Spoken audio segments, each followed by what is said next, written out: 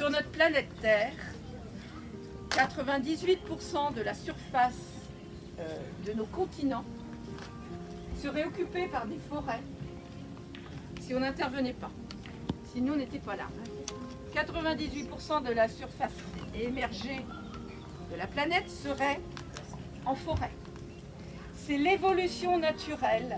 Donc, imaginez,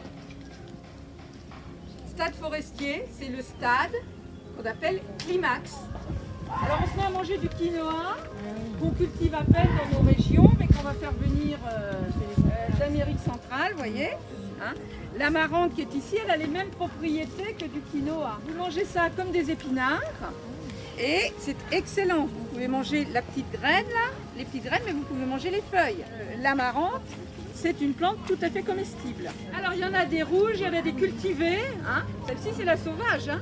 Mais elle est très bien aussi. Hein. Vraiment les engrais verts, si vous voulez réaliser un jardin, il faut vraiment y penser à ça. Et les phacélies, c'est tellement mellifère que les abeilles adorent ça et ça revient tout seul. C'est-à-dire que c'est des plantes, vous les semez une fois et puis à l'automne d'après, il y en a plein d'autres qui repoussent et au printemps d'après encore plein.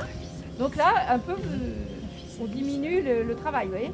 Le jardin du jardinier, vous savez, où il y a le rang de poireaux, le rang de choux, le machin et tout, quand on a l'œil devenu permaculturel, ça fait mal.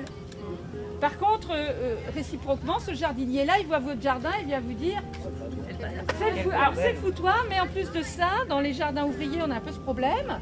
C'est embêtant parce que tu vas nous emmener de la vermine. À la vermine, sous-entendu, des graines de plantes sauvages que lui, après, le jardinier va être obligé de désherber. Alors là, il y a beaucoup de boulot à faire, vous voyez. Il faut l'envoyer en stage avec moi.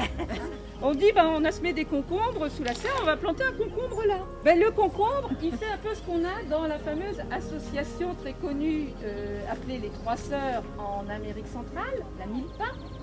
C'est-à-dire qu'il vient nous faire un effet couvre-sol. Et puis là où il est, vous remarquez, il y a eu de la paille en dessous, du coup il n'y a plus d'herbe. Là-bas, là, si on voulait, là, on pourrait mettre un carton là-bas, vous voyez.